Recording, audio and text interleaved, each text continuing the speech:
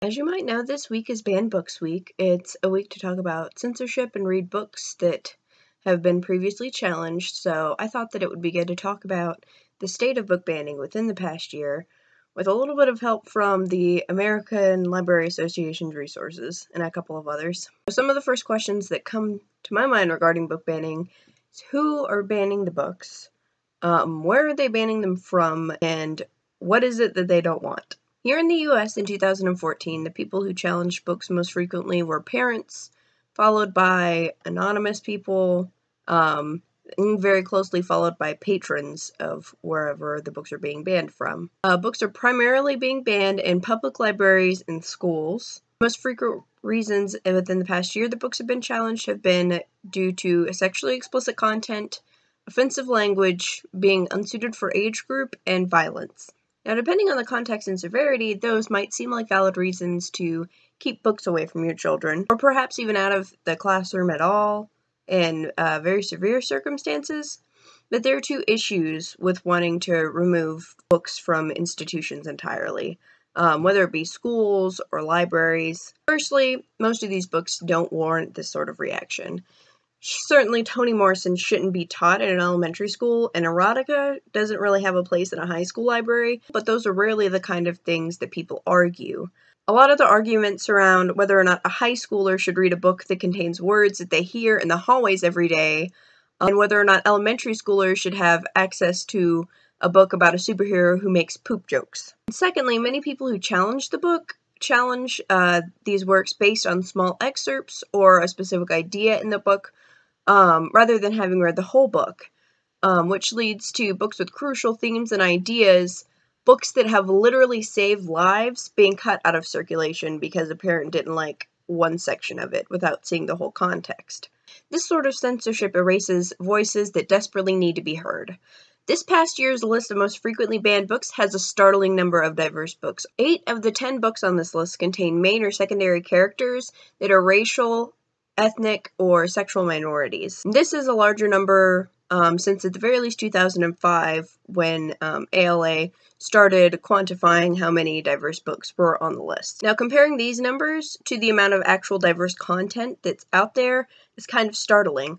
Only about 10% of recently published books are considered to be diverse. If there are so many fewer diverse books out there, how did so many make it onto this list? There are a few reasons for this. One, people still will challenge a book purely for having homosexuality in it. A Tango Makes Three, which made it to number 3 on 2014's list, as well as being number 5 in 2013 and number 2 in 2010, was only challenged because the penguins in the book are a same-sex couple. Another reason that these kinds of books tend to get banned is because when people have been treated horribly and they write about their experiences, people get upset because they don't want to see how horribly that person has been treated.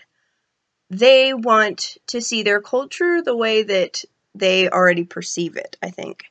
A good example of that is Sherman Alexi's book, An Absolute True Diary of a Part-Time Indian. It was challenged, among other reasons, for cultural insensitivity. The book is by an American Indian, and it's about an American Indian boy who goes to a primarily white school. And people say that Alexi wasn't sensitive enough to the culture that he's talking about, that he knows better than the people who actually challenged the book. I think the issue here is that people would rather see American Indians as chieftains running circles around a fire, or as the face of a sports team or of cigarettes, not as people who live in poverty, whose children are 7 times more likely to be born with fetal alcohol syndrome, and whose population is more than twice as likely to die an alcohol-related death. This goes on to other sort of elements in these books. Even people who will tolerate homosexuality in the books, they want to see the gay best friend who helps pick out shoes, not the gay best friend who gets called names daily and gets beaten bloody by classmates. I feel like this desire for a sugar-coated perspective is why a lot of books get banned for sexual content as well. A lot of people ban this sort of content because they think that it will entice their child, but the fact is, when you're looking at high school age kids, they already know about this stuff. They hear really absurd things from their friends and from the internet that they probably have access to. Would you rather them hear somebody talking about some of this in the hallway and become petrified of sex, or practice sex unsafely under the pretense that they're doing it correctly? Or would you rather them hear about it from multiple resources, some of which are actually made in reaction to hearing ridiculous rumors? Moreover, many books that are banned for being sexually explicit or pornographic aren't sensual in any way or even really that descriptive. For example, Looking for Alaska by John Green got some flack a few years back, and I'm sure people have challenged it since then too.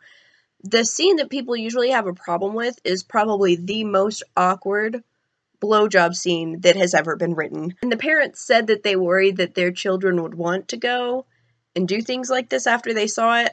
The fact of the matter is, no one in their right mind would want to go and do that after reading that particular scene. In other works, people mention masturbation, and parents have an issue with that as well, even though I'm 100% certain that their 14-year-old knows what masturbation is. If they don't do it, people talk about it all the time. And it's not as if these books are focused around this aspect. It's just something that's mentioned in passing because the books are about 14-year-old boys. It's not like they go into detail or anything. It's cut and dry, and it's not there for very long. Books with themes regarding sexual abuse also often get challenged under the pretenses of being too sexually explicit. This, I think, is similar to the issue with diverse voices being cut out. This is a human experience that happens far too often and is taboo in a lot of very harmful ways. Books that discuss this, such as A Stolen Life and Speak, are banned because they aren't happy books. They don't want their kids to see this bad stuff that happens in the world, and that's noble, but it's futile ultimately. Sexual assault is usually swept away, but it's an issue that needs to be talked about. In a world where 1 out of 6 women are victims of an attempted or completed rape, ignorance is not going to help them, especially when 44% of these victims are under the age of 18, the group of high schoolers that you're trying to keep information away from.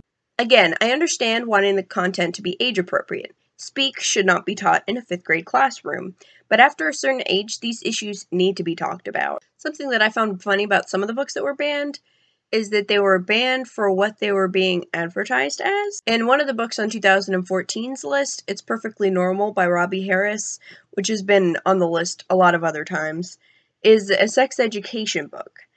It's got biological and social facts that are broken down for younger kids to be able to understand them.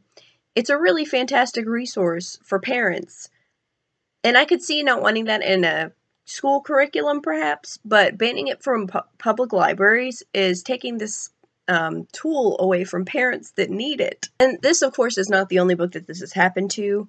What's Happening to My Body book has also been featured on some of these top lists. And I think what these books show us, and really most of the books that are banned and challenged, is that a lot of people don't understand the difference between watching what your own kids read and wanting to watch what everybody reads. Again, challenging books in certain situations is feasible to me. A 10-year-old shouldn't be reading Of Mice and Men in a classroom. But just because you think that your 14-year-old can't handle it does not mean that you request the entire class to stop reading it or to pull it from the library entirely. So, there you have a bit about the books that have been banned in the past year and my opinion on it all. Hopefully I'll have the other video that I filmed in response to your last video, Amanda, up soon. I still need to edit it. I'm sorry for the quality of this particular video. My camera did not want to work, so I'm using my webcam. I'll put the resources that I used for some of the numbers that I mentioned in this video in the description below. Bye.